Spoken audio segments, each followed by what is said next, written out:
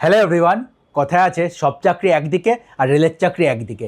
Indian railway ভারতবর্ষের তথা পৃথিবীর one of the largest institute. যদি ম্যান পাওয়ারের দিক থেকে দেখতে চাও, প্রায় 12 লক্ষেরও বেশি কর্মচারী আজকের দিনে দাঁড়িয়ে ইন্ডিয়ান রেলওয়েতে জব করছে, যা পৃথিবীর সেকেন্ড লার্জেস্ট।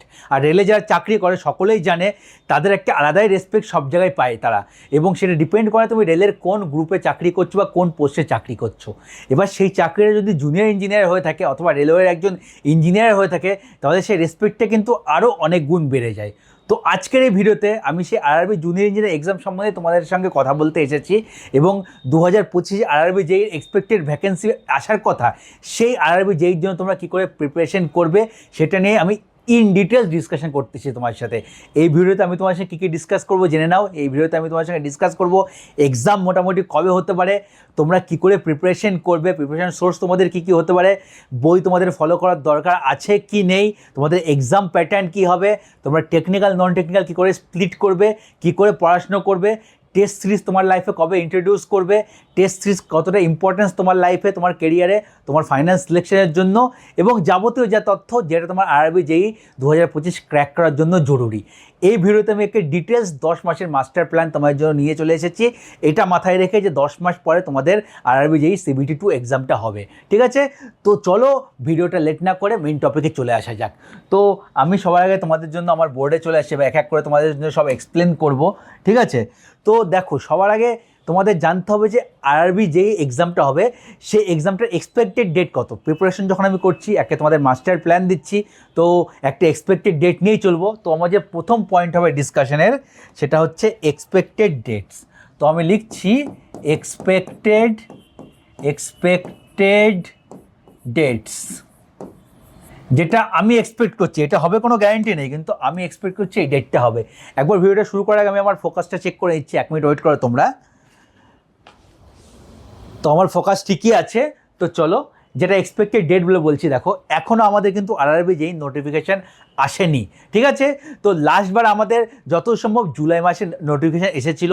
এই বছর কিন্তু আরআরবির যে নোটিফিকেশানগুলো আসে, CN 01 আর 02, অর্থাৎ ALP আর টেকনিশিয়াল, অলরেডি কিন্তু নোটিফিকেশান দুটো বেরিয়ে গেছে, এবং টেকনিশিয়ানের ফর্ম ফিল আপও চলছে, বা হয়তো ফর্ম ফিল আপ শেষও হয়ে গেছে, আমার ঠিক খেয়াল নেই কবে লাস্ট ডেট ছিল। তো এরপরে যে এক্সামটা আসার কথা সেটা কিন্তু আরআরবি জুনিয়র ইঞ্জিনিয়ার। তবুও আমি বলছি না যে এখনই চলে আসবে, যেটা আমার আইডিয়া আছে, হয়তো বা কারেন্ট সিচুয়েশান দেখে মনে হচ্ছে। আমার যেটা এক্সপেক্টেড, এটা আগে পরে একটু হলে হতে পারে, 2 থেকে 5 মাসের মধ্যে তোমাদের নোটিফিকেশান চলে আসবে। 2 থেকে 5 মান্থস, ঠিক আছে? 2 থেকে 5 মাসের মধ্যে তোমাদের নোটিফিকেশান চলে আসবে। এইটা ডেট হতে পারে তোমাদের আগস্ট মাসের লাস্টেও চলে আসতে পারে, অথবা তোমার সেপ্টেম্বর অক্টোবর যখন যে আসতে পারে। তো 2 থেকে 5কে রেঞ্জ নিয়ে চললাম। এবার দেখো, এক্সাম হওয়ার যদি একবার নোটিফিকেশান চলে আসে, তারপরে তোমরা আবার রেঞ্জ যেটা ধরে আগের বছর চলেছে সেরকমই চলবে। 4 মাস পরে তোমাদের নোটিফিকেশান আসে, 4 মাস পরে CBT1 হবে, তার 2.5-3 মাস পরে CBT2 হবে। এইটা তোমাদের মাথায় একটা ফ্রেমওয়ার্ক থাকবে, এবং এটা তোমার বেসিক স্ট্রাকচার মাথায় নিয়ে কিন্তু তোমার প্রিপারেশন করবে। তোমরা যদি যারা প্রথম থেকে আমার চ্যানেলকে দেখছো তারা জানবে, অথবা যারা আমার চ্যানেল নতুন দেখছো তারা একবার দেখে নাও আমার চ্যানেলের সেকেন্ড ভিডিও, যেখানে 2024 আরআরবি যেই ডেট নিয়ে কিন্তু আমি এখানে বলেছিলাম যে কবে হতে পারে। এক্স্যাক্ট যেই সময়টা বলেছিলাম, CBT1 বলেছিলাম ডিসেম্বর এন্ড অথবা জানুয়ারি, সেই সময় হয়েছে, এবং CBT2 আমি বলেছিলাম এপ্রিল-মে মাস নাগাদ হতে পারে, বা মার্চ-এপ্রিল এরকম কিছু একটা বলেছিলাম। তো সেই সময় কিন্তু হয়েছে। এই ভিডিওটা তোমরা এখান থেকে দেখে নাও, ভিডিওটা তোমরা চেক করে নিও। তো ভিডিওটা চেক করে নিলে তোমরা দেখবে আমি যে কথা বলেছিলাম, কথা কিন্তু প্রত্যেকটা ফলেছে, ঠিক আছে? তো আমরাও এটাই নিয়ে মোটামুটি চলবো, যে আমাদের নোটিফিকেশান মোটামুটি আসবে সেপ্টেম্বরের মধ্যে চলে আসবে। আমার নোটিফিকেশান আসবে সেপ্টেম্বরের মধ্যে। এটা আমরা নিয়ে চলবো প্রিপারেশনের জন্য, কারণ আমি এখানে তোমাদের একটা মাস্টার প্ল্যান দিচ্ছি। তো প্ল্যান করার আগে তুমি জানো না এক্সাম কবে হতে পারে, এক্সাম ডেট, নোটিফিকেশান কত হতে পারে, কিন্তু তোমাকে একটা বেসিক একটা ফ্রেমওয়ার্ক নিজের মতো সাজিয়ে গুছিয়ে চলতে হবে। এটা নোটিফিকেশান, এটা আমরা CBT1 যেটা আমরা ধরে চলবো, সেটা চলবো জানুয়ারি তোমার 26, আর CBT2 যেটা ধরে চলবো সেটা হচ্ছে মে 26, ঠিক আছে? এই হিসেবে আমার 10 মাস। মে 26 হলে কী হলো, এখান থেকে আজকের দিন থেকে প্রায় 10 মাস ধরে রাখতে পারো, এবং এটা নিয়ে আমরা আমাদের প্রিপারেশন করব, ঠিক আছে? প্রিপারেশন শুরু করবো, প্রিপারেশনের প্ল্যান বানাবো। তো দেখো প্রিপারেশনের প্ল্যান শুরু করার আগে আমি তোমাদেরকে তোমাদের সবই এখানে বলবো কোথাতে কি পড়বে কি না পড়বে। তো কেউ যদি আমার সাথে প্রিপারেশন করতে চাও, আমি লাস্ট ইয়ারেও অনেক ছেলেমেয়েদের প্রপার রুটিন বানিয়ে প্রিপারেশনের হেল্প করেছিলাম, ঠিক আছে, আরবি জেই স্টুডেন্টের জন্য বেশি হেল্প করেছিলাম। তো তোমরা যদি আমার সঙ্গে প্রিপারেশন করতে চাও, এখন থেকে প্রিপারেশন শুরু করতে চাও, কারণ এটা বেস্ট টাইম, ঠিক আছে। যদি প্রিপারেশন শুরু করতে চাও তাহলে আমাকে তোমার টেলিগ্রামে মেসেজ করো, ডাইরেক্ট আমার সঙ্গে কথা বলে নাও, আমি কী করে প্রিপারেশন তোমাদের করাবো কি না করাবো টেলিগ্রামে ইন ডিটেলসে কথা বলে নেবো, ঠিক আছে। তো তোমরা আমাকে টেলিগ্রামে মেসেজ করো RBERRBSSC, ঠিক আছে, আমার টেলিগ্রাম লিঙ্ক ERRBSSC ERRBSSE, এটা আমার টেলিগ্রাম লিঙ্ক। এখানে তোমরা আমাকে মেসেজ করো, আমার সঙ্গে ডিটেলসে কথা বলে নেবে, ঠিক আছে। তো এবার দেখো আসি আবার মেন টপিকে ফিরে চলে আসি, যে এই আরআরবি যেই এক্সামটা 2024 হয়েছিল, 2024 অনেকে সিলেক্টেড হয়েছে, অনেক ক্যান্ডিডেট আছে যারা মাথায় মাথায় কেটে গেছে, ঠিক আছে। হয়তো CBT 1 ক্লিয়ার ছিল, CBT 2 তোমার 1 নম্বর 2 নম্বর 5 নম্বরের জন্য হয়নি, এরকম কিছু ক্যান্ডিডেট আছে। তো এবছর যারা এক্সাম দেবে 2025 আবার এক্সাম দেবে, তাদের মধ্যে অনেকেই পড়াশোনা কন্টিনিউ রেখেছে, কারণ CBT 2 কিছুদিন আগে দিয়েছে, যারা CBT 2 দিয়েছিল কন্টিনিউ রেখেছিল এবং এখনও কন্টিনিউ আছে, তাদের আশা করছি ম্যাক্সিমাম ছেলেমেয়েরই কিন্তু CBT 2 ক্লিয়ার হয়ে যারা পড়াশোনা ফোকাস রেখেছে, মানে 2025-এর কথা বলছি, তারা আর আটকাবে না। তো একটাই মোটামুটি ঠিকঠাক পার্সেন্টেজ ধরে রাখতে পারো। আমার যদি তোমরা পড়াশোনা ধরে রাখো, এবছর যা গেছো তাদের থেকে 30 থেকে 40% ক্যান্ডিডেট কিন্তু তাদের থেকে আবার সিলেক্ট হয়ে যাবে, ঠিক আছে। এটা বেশিও হতে পারে, তোমরা কেমন প্রিপারেশন করেছো তার উপর ডিপেন্ড করছে। তো 30 থেকে 40% স্টুডেন্ট যারা প্রিপারেশন করছিল, প্রিপারেশনের মধ্যে ছিল, ঠিকঠাক প্রিপারেশনে তারা সিলেক্টেড হয়ে যাবে। বাকি ঢুকবে তোমার 60 থেকে 70% ক্যান্ডিডেট নতুন। এবার দেখো এবছর 2025 পাস আউটরাও এলিজিবল হবে, ঠিক আছে। তো ইতিহাস সাক্ষী আছে, যারা লেটেস্ট পাস আউট হয় সবসময় তারা একটা সিলেকশন নিয়ে যায়। তুমি যতই মনে করো যে না সিলেকশন নেবে না, কিছু হবে না, তারা কিন্তু একটা সিলেকশন নেবে। আমি এটুকুও বলে দিচ্ছি, যারা লেটেস্ট পাস আউট হয়েছে তাদের টেকনিক্যাল নলেজটা ভালো থাকে এবং তারা একটু পড়ে বেরিয়ে গেলে তারা কিন্তু CBT 1 ক্লিয়ার করলে CBT 2 ক্লিয়ার করে দেবে। আমাদের সময়ে যখন আমরা প্রিপারেশন করেছিলাম, মানে আমাদের 2018 অবধি লাস্ট এলিজিবল ছিল, 2018 ছিল রিসেন্ট পাস আউট। তো আমাদের পুরো যদি তোমরা প্যানেল লিস্ট দেখো, দেখতে পারবে মোটামুটি 20% থেকে 25% ছেলেমেয়েরা কিন্তু ছিল 2018 পাস আউট, এরকম ছিল। তো এবছরও আমি তোমাদেরকে বলে রাখছি 15 থেকে 20% ছেলেমেয়ে যারা হচ্ছে তোমাদের 2024 বা 2025 পাস আউট, তারাই কিন্তু এই চাকরিটা নেবে। বা বলতে হয় 2025 পাস আউট, যারা আগের বছর এলিজিবল ছিল না, এদের টেকনিক্যাল ভালো প্রিপারেশন আছে, তো এরা কিন্তু এই সিটটা নেবে, এটা মনে রাখো, ঠিক আছে। তো তুমি কোথায় লাইক করছো তুমি দেখে নাও, তুমি কি এখানটায় লাইক করছো যে এই বছরে তোমার একটুর জন্য কেটে গেছো, নাকি এখানে লাইক করছো, নাকি এর মাঝখানটায় লাইক করছো, আগের বছর CBT 1 ক্লিয়ার হয়নি কিন্তু পড়াশোনা করছিলে, পড়াশোনা ধরে গেছো, অথবা আগের বছর CBT 1 ক্লিয়ার না হওয়ার পরে পড়াশোনা ছেড়ে দিয়েছো। এই দুটো ক্যাটাগরিতে হতে পারে। এবং এই দুটো ক্যাটাগরি যারা আছে, যারা পড়াশোনা করছিলে CBT 1 ক্লিয়ার হয়নি তারপরে ছেড়ে দিয়েছো, এবং যারা ফ্রেশ ক্যান্ডিডেট, এই দুটো ক্যান্ডিডেটকে আমি হয়তো খুব ভালো করে হেল্প করতে পারবো। এদের হেল্পের দরকার নেই, যারা আগের বছর প্রায় ক্লিয়ার হয়েছিল তাদের খুব বেশি হেল্পের দরকার নেই। তোমরা ভালো করে প্রিপারেশন করেছো, ওই প্রিপারেশনটা ধরে রাখো, শুধু কনসিস্টেন্সি মেনটেন করো, পড়াশোনা ছেড়ো না, তোমাদের কিন্তু তাহলে কোনো রকম অসুবিধা হবে না। তো আমি এই বাকি যে পার্সেন্টেজটা আছে, ঠিক আছে, যারা পড়াশোনা ছেড়ে দিয়েছিল অথবা যারা নতুন এবছর এক্সাম দেবে, তারা কী করে প্রিপারেশন করবে সেই ব্যাপারে আমি ডিটেলসে এবার তোমাদের সঙ্গে ডিসকাস করবো, চলো। তো এটা ছিল এক্সাম সম্বন্ধে একটা বেসিক আইডিয়া। তো এক্সাম কবে হতে পারে, তো এবার চলো আমরা আমার নেক্সট পয়েন্ট ডিসকাস করি, ঠিক আছে। সেটা হচ্ছে এক্সাম প্যাটার্ন আর সিলেবাস। এক্সাম প্যাটার্ন কি তোমরা জানো, তবু অনেকে যারা জানো না তোমাদেরকে বলে দিচ্ছি। এখানে দুটো ফেজে এক্সাম, CBT 1 আর CBT 2, CBT 1 আর CBT 2, ঠিক আছে। CBT 1 CBT 2 আমি আর বেশি লিখছি না, কারণ তোমরা সবাই জানো এবং নোটিফিকেশন অনেকেই দেখেছো। CBT 1 সম্পূর্ণ নন টেকনিক্যাল, 100টা নন টেকনিক্যাল কোশ্চেন থাকে। CBT 1-এর সিলেকশনের মেন যদি বলো মূল মন্ত্র, সেটা হচ্ছে ম্যাথ আর রিজনিংকে স্ট্রং করতে হবে। কারণ কি, ম্যাথ আর রিজনিংয়ে আসে 55, তো CBT 1-এ ম্যাথ প্লাস রিজনিং তোমার 55, বাকি সায়েন্স আছে তোমার 30, আর বাকি যত টপিক আছে যেটা জেনারেল অ্যাওয়ারনেস বলা হচ্ছে, হিস্ট্রি, জিওগ্রাফি, তোমার polity, economics, current affairs, sports culture, সব কিছু মিলে 15 নম্বর, ঠিক আছে। তো তোমার ভ্যারি করছে এই 85 নম্বর। এই 85 নম্বর তুমি যদি ভালো স্ট্রং হতে পারো, বিশেষ করে ম্যাথ আর রিজনিংয়ে যদি তুমি স্ট্রং হতে পারো, তুমি কিন্তু CBT 1 ইজিলি ক্লিয়ার করে দেবে, কোনো অসুবিধা হয় না।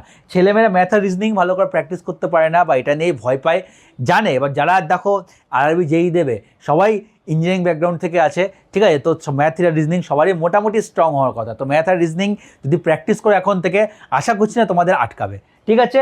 এবং তোমরা টার্গেট নিয়ে চলবে র স্কোর CBT 1-এ 70 থেকে 75, এই র স্কোরটা যদি তোমাদের থাকে, আশা করছি তোমাদের ক্লিয়ার হয়ে যাবে, ঠিক আছে? সিভিলের তো আরামসে ক্লিয়ার হয়ে যাবে। যারা মেকানিক্যাল ইলেকট্রিক্যাল তারা 75 থেকে 80, আর একটু সেফ জোন নিয়ে চলতে চাও, ঠিক আছে? যদি আরেকটু সেফ জোন নিয়ে চলতে চাও, র স্কোর 75 থেকে 80, কারণ মেকানিক্যাল এবার আমি দেখেছি কাট অফটা অনেকটা হাই চলে গেছে CBT 1-এ কিছু দেশে, মানে কিছু জোনে।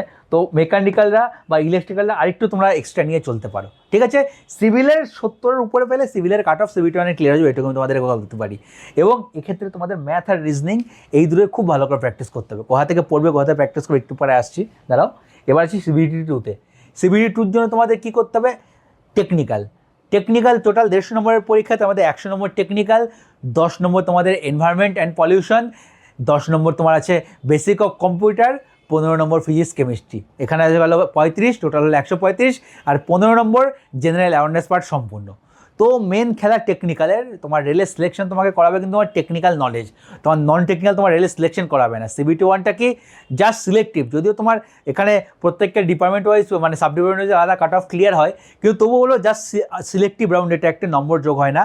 তোমার যদি CBT 1-এ একটি ডিপার্টমেন্টও ক্লিয়ার হয়, কিন্তু CBT 2টা ভালো করে দাও, টেকনিক্যাল তোমার খুব স্ট্রং থাকে, তাহলে তুমি কিন্তু একটা ডিপার্টমেন্ট কোয়ালিফাই করার পরেও চাকরি নিয়ে বেরিয়ে যাবে, ঠিক আছে? তো এরকম অনেকেরও হয়েছে, এবছর অনেকের হয়েছে, আমাদের বেলা অনেকবার হয়েছিল যে একটি ডিপার্টমেন্ট কোয়ালিফাই করেছিল, তারপরে চাকরি নিয়ে কিন্তু সে বেরিয়ে গেছে, ঠিক আছে? তো এটা ম্যাটার করে না, মেন তোমাকে টেকনিক্যালি স্ট্রং হতে হবে। টেকনিক্যালি স্ট্রং বলতে কতটা স্ট্রং হতে হবে? টেকনিক্যালে তোমাকে 70+ আউট অফ 100 তোমাকে স্কোর করতে হবে, 70+ আউট অফ 100, এটা অনলি টেকনিক্যালের কথা বলছি। এই টার্গেট নিয়ে তোমাকে চলতে হবে, ঠিক আছে? আরআরবি যেইতে 70 পা, 65 থেকে 70 পা কিন্তু যাতা কথা নয়। যারা কোশ্চেন এবছর দেখবে আইডিয়া হবে, বা যারা এবছর এক্সাম দিচ্ছে আইডিয়া হয়েছে, লোকে 50-55 রেঞ্জে আটকে যাচ্ছে, ঠিক আছে? খুব মুশকিলে 60-60-এর বেশি তুলতে পারছে না। সিভিলে দেখেছি যারা একটু মানে ঠিকঠাক করে পড়াশোনা করেছে 50-55 রেঞ্জে আটকে গেছে। 65 থেকে 70 পাওয়ার জন্য আরও বেশি পড়তে হবে, আরও ডেপথে পড়তে হবে। এবং যেটা তোমায় সাজেস্ট করবো, ডেপথে পড়াশোনা করে উপরে পড়তে যেও না, পড়াশোনা করে পরীক্ষায় কমপ্লিট করতে পারবে না, এখন কম্পিটিশান হিউজ মার্কেটে, ঠিক আছে? তো এটা ছিল এক্সাম সম্বন্ধে বেশি, এবং তোমাদের কত একটা মোটামুটি টার্গেট স্কোর নিয়ে চলতে হবে সেটা সম্বন্ধে তোমাদেরকে বললাম, ঠিক আছে? তারপরে আমাদের দেখো দুটো এখানে জিনিস হলো টেকনিক্যাল, নন টেকনিক্যাল। তো এই টেকনিক্যাল আর নন টেকনিক্যাল তোমরা কী করে ম্যানেজ করবে, তোমাদের প্রথমে প্ল্যানিং করতে হবে টেকনিক্যাল নন টেকনিক্যাল কী করে ম্যানেজ করবে। আজ থেকে 10 মাস পরে এক্সাম হয়, সেটা আমরা ধরে প্রিপারেশন শুরু করব বা তোমরা করবে। তো ওই 10 মাসের মধ্যে আমি কি বলি, CBT 1 তোমাদের জানুয়ারিতে হবে, CBT 1 তোমাদের জানুয়ারিতে হবে, এটা আমি তোমাদেরকে বলেছি। তো জানুয়ারি যদি হয়, আজকে থেকে কমাস জানুয়ারি বেঁকে আছে, দেখো August, September, October, November, December, 5 মাসের উপরে বেঁচে আছে। এটা আমি মিনিমাম ধরেছি, যারা বেশিই পাবে তো কম পাবে না, আমার যতদূর মনে হয়, ঠিক আছে? তো জানুয়ারি যদি হয় CBT 1, জানুয়ারিতে 5 থেকে 6 মাস তোমরা এখনও পাচ্ছ।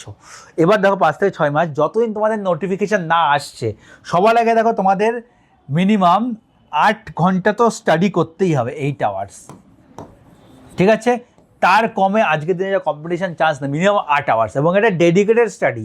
যখন পড়াশোনা করবে তখন এই না ফোনে তোমার নেট অন রেখে পড়াশোনা করছো, তুমি এখানে মোবাইল লেকচার দেখছো, তোমার সঙ্গে নোটিফিকেশান আসছে, একজন হোয়াটসঅ্যাপে কেউ মেসেজ করলো, তোমাকে কেউ ফেসবুকে মেসেজ করলো, ফেসবুকে নোটিফিকেশান আসলো, সেটা দেখে ক্লিক করে সেটাই চলে গেলে। তুমি 15 মিনিট পড়লে 10 মিনিট ওখানে সময় কেটে দিলে, আবার পড়তে আসলে, তাহলে কী হবে, তোমার 3 ঘন্টার পড়া 6-7 ঘন্টাতেও শেষ হবে না, ঠিক আছে? যখন পড়াশুনো করবে, সেটা তুমি অনলাইন করছো যেহেতু এখন ম্যাক্সিমাম ছেলেমেয়েরাই, বা তুমি নিজেই পড়ো, যে অফলাইনেও পড়ে থাকো, নিজের বই খাতা থেকেও পড়ে থাকো, সবার আগে কাজ হবে যখন পড়াশোনা করে মোবাইলে এরোপ্লেন মোড অন রেখে দেবে, ঠিক আছে?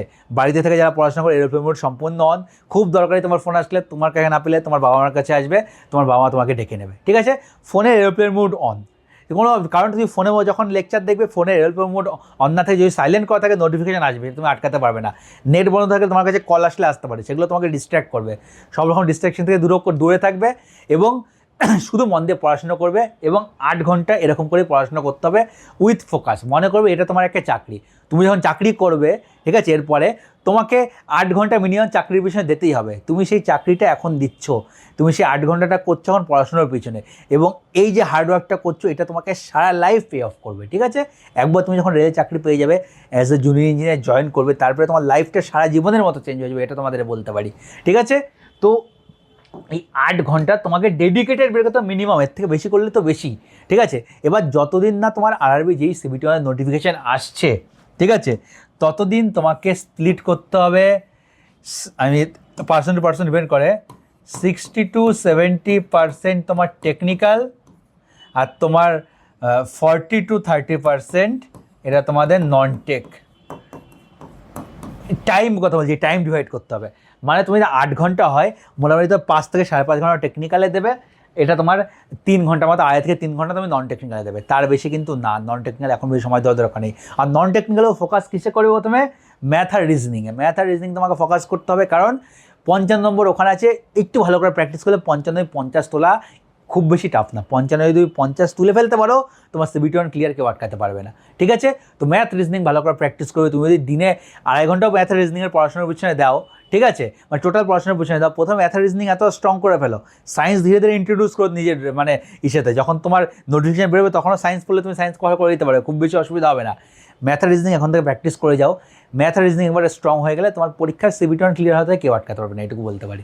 ঠিক আছে, এবং টেকনিক্যাল তোমাকে 1 বা 2 সাবজেক্ট প্যারালেল নিয়ে চলতে হবে, তার বেশিও তুমি যদি চাও করতে পারো, কিন্তু সেক্ষেত্রে হেক্টিক হয়ে যাবে। ঠিক আছে, যেহেতু আমি বললাম 5-5.5 ঘন্টা পড়তে, তো 2 সাবজেক্ট তুমি নিয়ে চলতে পারো। একটা সাবজেক্ট তোমার বললে এটাকে থিওরি টাইপের সাবজেক্ট, সেটাকে ধরলে, আর একটু মানে নিউমেরিক্যাল টাইপের সাবজেক্ট, কনসেপচুয়াল সাবজেক্ট সেরকম টাইপের ধরলে, দুটো ধরে প্যারালেলি চলতে পারো। দুটো করে সাবজেক্ট একসঙ্গে চলো, কোনো অসুবিধা নেই। ঠিক আছে, বা কারো যদি মনে হয় 3টে সাবজেক্ট একসঙ্গে পড়ার ক্যাপাসিটি আছে, কারণ এদিকে নন টেকও পড়তে হবে, সে পড়তে পারো, কিন্তু 3টে আমার মতে একসঙ্গে পড়া উচিত না। সেগুলো কখন পড়বে? লাস্টে যখন রিভিশন করবে তখন তো তোমাকে 12-14টে সাবজেক্ট একসঙ্গে পড়তেই হচ্ছে, কিন্তু এই মুহূর্তে 3টে সাবজেক্ট পড়ার দরকার নেই। ধীরে ধীরে এগো, তাহলে ধীরে ধীরে এগোতে এগোতে তোমরা ঠিক দেখবে তোমার লক্ষ্যে পৌঁছে যাবে। ধীরে ধীরে এগো। তো এটা হলো তোমার টাইম স্প্লিট, যেটা করবে যতদিন না নোটিফিকেশান আসছে। এবার নোটিফিকেশান আসার পরে তুমি দেখবে তোমার প্রিপারেশন আজকের দিনে দাঁড়িয়ে কোন জায়গায় আছে, নন টেকে তুমি কীরকম স্কোর করতে পারছো, এইটা তোমাকে দেখতে হবে। নন টেকে কীরকম স্কোর করতে পারছো কী করে দেখবে? টেস্ট সিরিজের মাধ্যমে। টেস্ট সিরিজ কোথায় দেবে? আমি এর পরের টপিকে আসবো, যেটা টেস্ট সিরিজ নিয়ে যাবো, সেখানে বলে দেবো। তো টেস্ট সিরিজ দেবে, তোমার টেস্ট সিরিজ দিয়ে তুমি জানতে পারবে তুমি কোথায় লাইক করছো, তোমার বাকিদের তুলনায়, বা তোমার 100-এর মধ্যে কত স্কোর আজকের দিনে তুমি যদি এক্সাম দাও আসতে পারে, একটা অ্যাপ্রক্স আইডিয়া। ঠিক আছে, যদি দেখো তোমার 50-55 এরকম নম্বর আসছে 100-এর মধ্যে, তাহলে মনে করো তোমার প্রিপারেশন ঠিক আছে, তুমি এটাকে 50-50 করে দাও এবং পড়াটা বাড়াও। সেখানে তোমার 9 থেকে 10 ঘন্টা পড়াশোনা শুরু করে দিতে হবে যখন নোটিফিকেশান চলে আসলো। ঠিক আছে, তখন তুমি কী করবে? নন টেকনিক্যাল তুমি 5-5.5 ঘন্টা দাও, বা 6 ঘন্টা দাও, বা ধীরে ধীরে সায়েন্সকে ইন্ট্রোডিউস করো। টেকনিক্যাল 3-4 ঘন্টায় চলে যাও, টেকনিক্যালটা একটু কমিয়ে দাও। ঠিক আছে, এরকম করে পড়াশোনা করো, ধীরে ধীরে বাড়তে থাকবে। সায়েন্স এক করে করবে। ঠিক আছে, সায়েন্স কোথায় করবে কি না করবে সেটাও আমি বলে দেবো, সব একটু পরে বলে দিচ্ছি। তো এরকম করে এক্সাম অবধি এগো। এক্সামের লাস্ট 1-1.5 মাস আগে তোমার অবস্থা বুঝে, ঠিক আছে, সেটা তুমি চাইলে টেকনিক্যাল বন্ধ করে দিতে পারো, কোনো অসুবিধা নেই। তোমার নন টেকে যদি দেখো খুব খারাপ নম্বর আসছে বা ইমপ্রুভ হচ্ছে না, বা তোমার যদি দেখো নন টেকনিক্যালে 70-75 নম্বর চলে আসছে, এক্সাম এখন 1 মাস বাকি, টেকনিক্যাল পড়ে যাও, কোনো অসুবিধা নেই। পরীক্ষার আগের 7 দিন বা 10 দিন বন্ধ দিও টেকনিক্যাল, তাহলেই হবে। বাকি টেকনিক্যাল পড়ে যাও, কোনো অসুবিধা নেই ভালো করে। টেকনিক্যালটা কিন্তু মেন, তোমাকে মনে রাখতে হবে সিলেকশন টেকনিক্যাল দেবে, নন টেকনিক্যাল দেবে না। তাই তোমাকে টেকনিক্যালটা প্রথম থেকে ভালো করে পড়তে হবে। টেকনিক্যালে গাফিলতি দিলে সিলেকশন হবে না, এটুকু বলে দিচ্ছি। 100 নম্বরটা ম্যাটার করে। ঠিক আছে, টেকনিক্যাল 100 নম্বরটা খুব ম্যাটার করে, ওটাকে তোমায় খুব ভালো করে দিতে হবে। তো এটা তোমার মোটামুটি নন টেক আর টেকনিক্যাল কী করে ম্যানেজ করবে একটা আইডিয়া দিয়ে দিতে পারলাম। ঠিক আছে, এবার CBT 1 হয়ে যাবে, তো টেকনিক্যালি সম্পূর্ণ পড়বে। নন টেকনিক্যাল যেটুকু টপিক আছে তোমার হচ্ছে গিয়ে কী বলে, ফিজিক্স কেমিস্ট্রি অলরেডি CBT 1 পড়া হয়ে যাবে। 2টো সাবজেক্টই তোমাকে পড়তে হবে, এবং তোমার সময় বুঝে ওইটাকে তুমি CBT 1 সময় চাইলে কভার করে নিতে পারো, কোনো অসুবিধা নেই। এখন একবার পড়ে নিলে তখন রিভিশন দেবে, চাইলে সেটা করে নিতে পারো। ঠিক আছে, তো এরপরে আসে যেটা বললাম, তোমরা এখানে টেস্ট করবে। টেস্ট কী করে করবে? টেস্ট সিরিজের মাধ্যমে। এবার টেস্ট সিরিজ মাধ্যমে টেস্ট সিরিজ তোমরা কোথায় দেবে? আমি অলরেডি আমার চ্যানেলে অনেক ভিডিও বানিয়েছি টেস্ট সিরিজ নিয়ে। testbook.com বলে একটা ওয়েবসাইট আছে, এবং testbook.com তোমরা টেস্ট সিরিজ কী করে দেবে, আমি ওয়েবসাইটের নাম লিখে দিচ্ছি, নিচে লিঙ্কও দিয়ে দেবো, তোমরা সেই লিঙ্কে ক্লিক করে তোমার testbook.com থেকে সাবস্ক্রিপশন নিতে পারো। আমি testbook.com নিয়ে অলরেডি ডিটেলস অনেক বানিয়েছি। testbook.com আমার চ্যানেলে যদি কিছু পুরোনো ভিডিও দেখো, আমি ডেসক্রিপশনে লিঙ্কও দিয়ে দেবো পুরোনো ভিডিওর, বা এখানে দেখো আমি থাম্বনেল অ্যাড করে দিয়েছি, দেখলে বুঝতে পারবে যে কোন ভিডিওগুলোর কথা বলছি। লিঙ্কগুলো নিচে সব দিয়ে দিচ্ছি, ওগুলো দেখো, ওগুলো দেখলে তোমাদের আইডিয়া হয়ে যাবে টেস্ট সিরিজ কী করে দেবে, টেস্ট সিরিজের ইম্পর্টেন্স কী তোমাদের লাইফে এক্সামে। ঠিক আছে, আমি টেস্ট সিরিজ নিয়ে আরও একটা লেটেস্ট ভিডিও বানিয়ে দেবো, সেটা নিয়ে অসুবিধা নেই, কিন্তু পুরোনো ভিডিওগুলো দেখলে তোমার কিন্তু আইডিয়া হয়ে যাবে। আর যাদের টেস্ট সিরিজের সাবস্ক্রিপশন নেই, যারা সিরিয়াসলি প্রিপারেশন করতে চাও, ওই পয়সাটা সবার আগে খরচা করো। কিছু করো আর না করো, তুমি চাইলে সেলফ প্রিপারেশন করো, কিন্তু যেটুকু 500 টাকা 600 টাকা যাইলে হোক না কেন, বা 700 টাকা যাইলে হোক না কেন, টেস্ট সিরিজের সাবস্ক্রিপশন সবার আগে না, ওটা তোমার সবার প্রথম কাজ, টেস্ট সিরিজের সাবস্ক্রিপশন দেওয়া। ঠিক আছে, টেস্ট সিরিজ কী করে দেবে কি না দেবে ওই ভিডিওগুলো দেখে নিও আমার পুরোনো ভিডিও, তাহলে তোমাদের আইডিয়া হয়ে যাবে। টেস্ট সিরিজ খুবই ইম্পর্টেন্ট তোমার প্রিপারেশনের জন্য। কেন বলছি টেস্ট সিরিজ দিলে তোমার কী হবে, প্রথমত হাতের স্পিড বাড়বে, তুমি কোথায় সিলি মিস্টেক করছো সেটাও জানতে পারবে, এবং তোমার যেটা ভুল হচ্ছে, যেটা সিলি মিস্টেক হচ্ছে বা যেটা তোমার প্র্যাকটিসের সময় ভুল হচ্ছে, তোমার স্পিড কতটা হচ্ছে সবই ইমপ্রুভ হবে। ঠিক আছে, তোমার এই যেটা ভুল হচ্ছিলো সেই ভুলের কারেকশানও হবে। প্রথমে দেখবে তোমার হয়তো 30-40টা 100 নম্বরে ভুল যাচ্ছে, সেটা কমতে কমতে কমতে লাস্টে গিয়ে 10-15-20তে গিয়ে আসবে, বা খুব ভালো হলে 10-এর নিচেও চলে আসতে পারে। ঠিক আছে, স্পিড আগে দেখবে তুমি 50টা কোশ্চেন করতে গিয়ে তোমার 2 ঘন্টা বেরিয়ে যাচ্ছে, যখন তুমি প্র্যাকটিস করে 1.5 থেকে 2 ঘন্টা বেরিয়ে যায়, প্র্যাকটিস করার পর একটা সময় এসে দেখবে তুমি আরামসে 70 মিনিটে তুমি 100টা কোশ্চেন সলভ করে দিচ্ছ, মানে তুমি যতদূর জানো করে দিচ্ছ, তোমার হাতে 10-15 মিনিট বা 20 মিনিট আরও এক্সট্রা বেঁচে থাকছে। তো এতে হলো টেস্ট সিরিজের ইম্পর্টেন্স, খুব বেশি ইম্পর্টেন্স আছে। আমার টেস্ট সিরিজের ভিডিওগুলো দেখে নাও, নিচে আমার ডিসক্রিপশনে লিঙ্ক দেওয়া আছে। ঠিক আছে, ভিডিওগুলো দেখে নাও, দেখে নিলে তোমার আরও আইডিয়া ক্লিয়ার হবে। আর টেক্সট বুকের সাবস্ক্রিপশন সেটাও নিয়ে নিও। ঠিক আছে, ওরও লিঙ্ক নিচে দেওয়া আছে, বা তোমরা চাইলে দেখে নিতে পারো, যদি নিজের ডাইরেক্ট ওয়েবসাইট থেকেও কিনতে পারো। আমার লিঙ্কে রেফারেল দেওয়া আছে, রেফারেলে ক্লিক করলে যে ডিসকাউন্ট পেলে হয়তো পাবে 10%, বা তোমার যে ডাইরেক্ট মানে আরও সস্তায় পাচ্ছ সেটাও কিনে নাও, তোমার যেটা সুবিধা সেটাই কিনে নাও। ঠিক আছে, তো এটা টেক্সট বুক সম্বন্ধে গেল।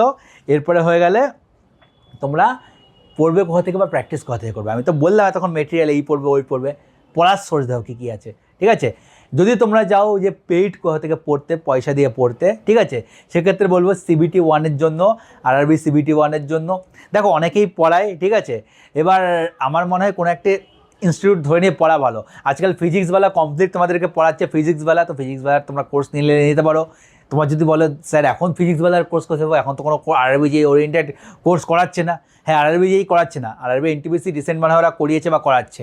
RRB NTPC CBT 1-এর কোর্সটা নিয়ে নাও, NTPC NTPC লেভেলের পড়াশোনা করো, তোমার RRB JEE-তে কোনো রকম অসুবিধা হবে না। ঠিক আছে, পড়া একই। ঠিক আছে, RRB NTPC পড়াশোনা করো, বা তোমার যদি মনে হয় RRB JEE পড়বে, RRB JEE-ও দেবে, ফিজিক্সওয়ালার ওয়েবসাইটে কোর্স আছে, পুরোনো কোর্স অ্যাভেলেবেল আছে, ভ্যালিডিটি হয়তো 2025 অবধি পুরোই আছে, বা 2026 মাসও 26 অবধিও আছে, দেখে নেবে কোনটা কি, জয়েন হয়ে যাও, পড়াশোনা করো। খুব বেশি টাকা হয়তো লাগবে না, ম্যাক্সিমাম 1000 টাকা লাগতে পারে, কিন্তু তা তোমার পুরো ভালো করে কভার হয়ে যাবে। ঠিক আছে, এইটুকু টাকা তোমাদের খরচা করা উচিত। মনে হয় না আমি কোনো খরচাই করবো না, ফ্রিতে পড়বো। ফ্রিতে পড়ার জন্য আমার চ্যানেলে চলে যাবে, আমার চ্যানেলে দেখবে অনেক RRB JEE প্লেলিস্ট বানানো আছে বিভিন্ন টিচারের, সেগুলো ফ্রি কন্টেন্ট, সেগুলো দেখে তোমরা সেখান থেকে প্রিপারেশন শুরু করতে পারো, সেটা সম্পূর্ণ তোমাদের চয়েস। কিন্তু আমার যেটা মনে হলো যে ফ্রি কন্টেন্ট দেখতেই পারো, কারণ আমি CBT 1-এর ফ্রি কন্টেন্টগুলো দেখে ক্লিয়ার করেছি। ঠিক আছে, আমি CBT 1-এর জন্য কোনো কোচিং নিইনি, কিন্তু এখন লেটেস্ট ট্রেন্ড অনুযায়ী, লেটেস্ট সব কিছু অনুযায়ী তুমি যদি কোনো কোচিংয়ের সঙ্গে যুক্ত থাকো, তাহলে লেটেস্ট টিচাররা পড়াবে, ফলো করতে পারবে, আর কিছুই না। বাকি তোমার যেটা পার্সোনাল চয়েস, তুমি নিজের প্রতি কতটা কনফিডেন্স, কত ভালো করে এক্সাম দিতে পারছো, টেস্ট সিরিজ কত ভালো করে দিতে পারছো, তোমার হাতের স্পিড কেমন, এই সব কিছু ডিপেন্ড করছে তুমি কোচিং নেবে কি নেবে না। এবার আসলে CBT 1 বাই CBT 2, টেকনিক্যাল তোমাকে খুব ভালো করে পড়তে হবে। আমার পার্সোনাল ওপিনিয়ন, টেকনিক্যাল পড়ার জন্য অনেকে বলে বই থেকে পড়বো, এখান থেকে পড়বো, ওখান থেকে পড়বো, ঠিক আছে পড়তে পারো, অসুবিধা নেই, কিন্তু বই থেকে পড়ে তুমি এই কদিনে 10 মাস 11 মাসে তুমি পুরো CBT 2-এর হোল সিলেবাস ভালো করে কমপ্লিট করতে পারবে না। সিলেবাস RRB JEE-তে দেখবে একটু অন্যরকম আছে, কিছু কিছু এমন টপিক আছে যেই টপিকগুলো আর কোনো এক্সামে আসে না। সিভিলেও আছে অনেক টপিক, ঠিক আছে, বিল্ডিং কনস্ট্রাকশন থেকে, যেগুলো খুবই রেয়ার টপিক কিন্তু আমাদের দিয়ে দিয়েছে, সেগুলো পড়তে হয়, যেগুলো আমিও তখন RRB JEE এক্সামের সময় পড়েছিলাম, তারপরে আমার কোনো কাজে আসেনি, বা আমার সেই টপিকগুলো এখন মনেও নেই, সব ভুলে গেছি। ঠিক আছে, তো তোমাদের এমন কিছু টপিক পড়তে হবে, এবং যখন তোমরা কোনো ভালো কোচিং ইনস্টিটিউটে টেকনিক্যাল পড়বে, তো পয়সা লাগতে পারে কম বেশি, ঠিক আছে, তবুও দেখে নেবে খুব হাই রেঞ্জ থেকে খুব লো রেঞ্জেরও কোচিং ইনস্টিটিউট আছে, তোমরা দেখে নেবে কোথায় তোমার পড়লে সুবিধা হবে। তোমার যদি মনে হয় সেখান থেকে পড়বে, ঠিক আছে, তো তোমাকে প্রপার তারা গাইড করবে টেকনিক্যালে। তোমার টেকনিক্যাল যেখানে ডেপথ মিস করছো, ঠিক আছে, টেকনিক্যাল উপর দিয়ে পড়ে গেলে হবে না, ডেপথে পড়তে হবে। ডেপথ যেখানে মিস করছো, তুমি কোনো কোচিং ইনস্টিটিউটে গেলে ঠিক সময়, অল্প সময়ে তুমি প্রপার গাইডেন্স পাবে, টেকনিক্যালটা ভালো করে কমপ্লিট হয়ে যাবে। এবং টেকনিক্যাল পড়ার জন্য বাকিদের তো জানি না, সিভিলের জন্য কী আছে বলছি, ভালো ইনস্টিটিউট বলছি এটা, যদি তোমাকে পয়সা দিয়ে পড়তে হয়, পয়সা দিয়ে পুরো অফিসিয়ালি মেডিজির ওয়েবসাইটে গিয়ে তোমরা মেডিজির কোর্স কিনতে পারো। মেডিজির মনে হয় 20 থেকে 25,000 বা 25-30 হাজার টাকা এরকম নেয়, ঠিক আছে, একটু কস্টলি, কিন্তু মেডিজি হচ্ছে বেস্ট সোর্স আমার মতে আজকের দিনে দেয়। মেডিজি তোমরা কোর্স কিনলে করতে পারো, একটা সিভিলের কথা বলছি, বা মেকানিক্যাল ইলেকট্রিক্যালকেও হয়তো পড়ায়, আমার আইডিয়া নেই, ঠিক আছে, হয়তো ওদেরও RRB এই জন্য পড়ায়, তো মেডিজি বেস্ট। কেউ সস্তায় দেখতে চাইলে ফিজিক্সওয়ালা দেখতে চাও, ফিজিক্সওয়ালাও পড়ায় ভালো, ঠিক আছে, ভালো ভালো টিচার ওরাও মানে করেছে, কেমন পড়ায় আমি জানি না, কিন্তু টিচার অনেক ভালো ভালো এনেছে, তো ফিজিক্সওয়ালাও তোমরা দেখতে পারো, হয়তো সেটা তোমার 2-3 হাজারে হয়ে যেতে পারে। এইটুকু খরচা তোমাকে করতে হবে, ঠিক আছে, মনে করে একবারে সব কিছু করবো, কিছুই করবো না, মানে পয়সা খরচা না করেই মানে সব করে দেবো, হ্যাঁ পয়সা না খরচা করে চাকরি আগেও পেতো, এখনও পাবে কিছু না কিছু ছেলেমেয়েরা, বলছি পাবে না, কিন্তু যে পাবে সে আগের থেকে অনেকদিন ধরে প্রিপারেশন করছে, তার নোটস রেডি আছে। তুমি অ্যাজ এ ফ্রেশার হট করে সেই জিনিসটা করতে পারবে না। রেয়ারেস্ট রেয়ার হতেই পারে, হয়তো তুমি 10,000-এর মধ্যে একজন তুমি সেরকম যে 10 মাস বই থেকে পড়ে প্রিপারেশন করে পেয়ে গেছো, ঠিক আছে, তাহলে তুমি কলেজে ভালো করে পড়াশোনা করেছিলে, তোমার নোটস ছিল বলে পেয়েছো। হট করে জিরো থেকে শুরু করে 10 মাসের বই থেকে পড়ে সিলেকশন আজকের দিনে পাওয়া তো মানে খুব রেয়ার বলতে পারো, নায়ের সমান, ঠিক আছে, বা বলতে পারো পাবেই না, এক কথায় বলতে পারো। যারা অলরেডি পড়ছে বহুদিন ধরে তারা সেলফ প্রিপারেশন করে চাকরি হয়তো ক্লিয়ার করলে করতে পারে, বাকি কেউ পাবে না, এটুকু আমি বলছি। সেই জন্য একটা ইনস্টিটিউটের সঙ্গে যুক্ত থাকলে প্রপার গাইডেন্স পাবে, তোমার পড়া হয়ে যাবে। সিভিল আমি বলে দিলাম, বাকি তোমরা তোমাদের রেসপেক্টিভ একটু নেটে সার্চ করলে, রিসার্চ করলে তোমরা পেয়ে যাবে যে কারা পড়াচ্ছে কারা পড়াচ্ছে না। এটা হয়ে গেল তোমার সোর্স। আমার চ্যানেলেও কিছু ভিডিও অ্যাভেলেবেল আছে, টেকনিক্যালও অ্যাভেলেবেল আছে, সিভিলের অনেক প্লেলিস্টে বানিয়ে রেখেছি।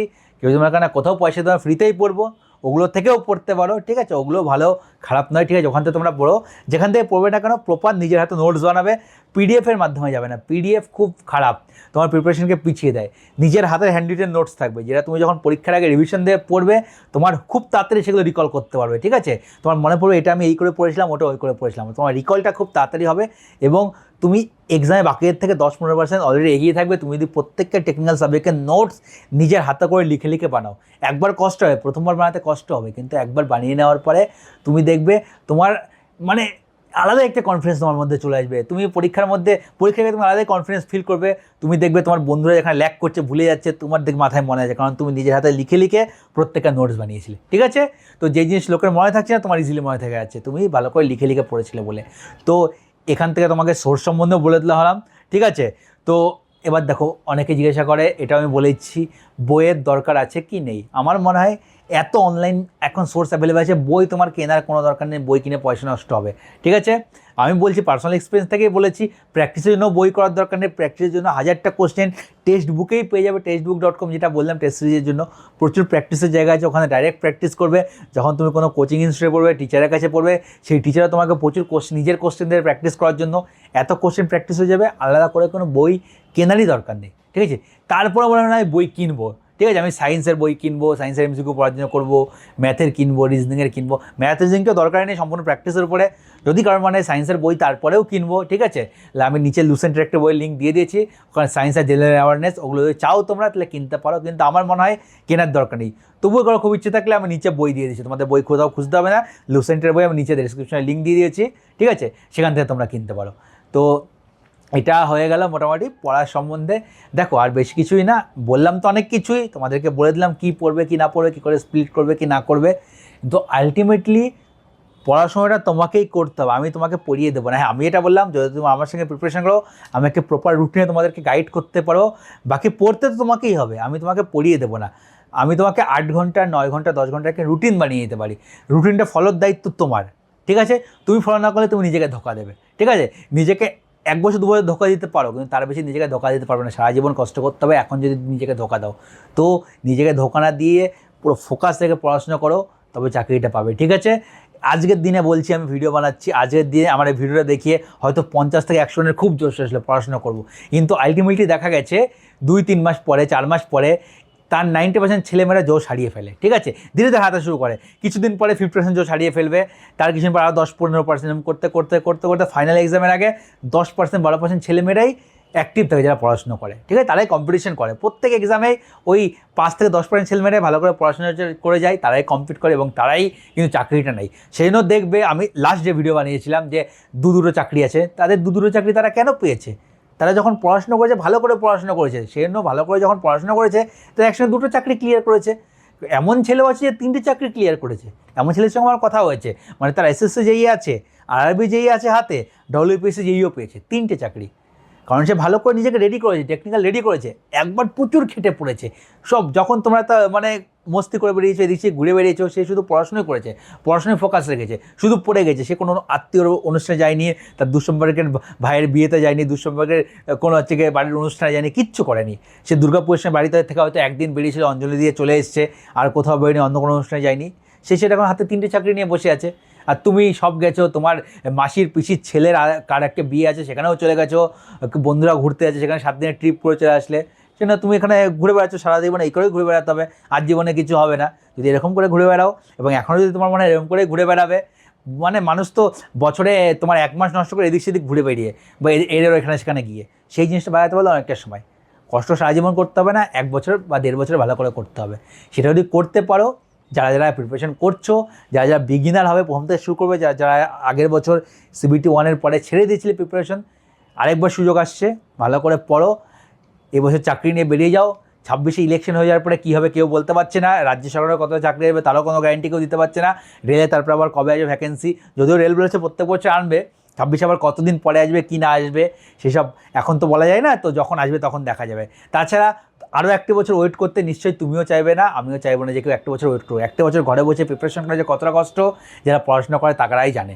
ঠিক আছে, তো চাইবো এই বছরই পড়ো, ডেডিকেশন দিয়ে পড়ো, আমার গাইডেন্স লাগলে আমায় কন্ট্যাক্ট করো, আমার গাইডেন্স না লাগলে ভিডিওতে যেমন যেমন করে বললাম তেমন করে পড়াশোনা করো, একটা বেসিক নিজের রুটিন বানাও। তোমরা চাইলে একটা নিজের রুটিন বানিয়ে কী করে পড়ছো কি না পড়ছো বা নিজের কি প্ল্যান করলে সেটা কমেন্ট করে নিচে জানাও, অথবা আমাকে ডাইরেক্ট তোমার টেলিগ্রামে মেসেজ করো, দাদা আমি এরকম রুটিন বানিয়েছি, কি মনে হয় ঠিকঠাক আছে রুটিন? আমার যদি মনে হয় বা কিছু 19-20 করার অ্যাডজাস্ট করার মনে হয় আমি সেটাও তোমাদেরকে বলে দেবো, কোনো অসুবিধা নেই। টেলিগ্রামে মেসেজ করো, টেলিগ্রামে মেসেজ করতে কোনো অসুবিধা নেই, টেলিগ্রামে মেসেজ করলে আমাকে যা বলবে আমি মোটামুটি যদি আমার জানা থাকে, আমার নলেজে থাকে, আমি সবার রিপ্লাই দিয়ে দিই, নলেজে না থাকলে আমি বলে দিই আমি জানি না বা কিছু। ঠিক আছে, কারো টেলিগ্রাম মেসেজ যদি বাই চান্স মিস হয়ে যায় আবার রিমেসেজ করে দিও, আমি তোমাদের ঠিক রিপ্লাই দিয়ে দেবো। অনেক সময় টেলিগ্রামে অনেক মেসেজ একেবারে ঢুকে যায়, কিছু কিছু মেসেজ স্কিপ হয়ে যায়। ঠিক আছে, তো আমি রিপ্লাই দিয়ে দেবো, তোমরা আবার আমাকে মেসেজ একবার করে দিও যদি তোমাদের 1-2 দিনের মধ্যে কোনো রিপ্লাই না দিই। ঠিক আছে, তো ভিডিওটা মোটামুটি ভালোই বড় হয়ে গেল, আর বেশি বড় করে লাভ নেই। ঠিক আছে, তোমাদের আর যা যা জানার আছে, যা যা কোয়ারি আছে আমাকে কমেন্ট করে জানাও, আমি তোমাদের রিপ্লাই দেওয়ার চেষ্টা করব। বড় কোয়ারি থাকলে টেলিগ্রামে মেসেজ করো, তোমাকে টাইপ করে পাঠাও অথবা ভয়েস মেসেজ পাঠিয়ে দাও, আমি শুনে তোমাদেরকে যতটা পারবো আমি প্রপার গাইড করার চেষ্টা করব। ঠিক আছে, তো ভিডিওটা আমি আর বেশি বড় করছি না, এখানেই আমি ভিডিওটা শেষ করছি। আবার খুব শিগগিরই নতুন একটা ভিডিওতে তোমাদের সঙ্গে দেখা হবে। টাটা।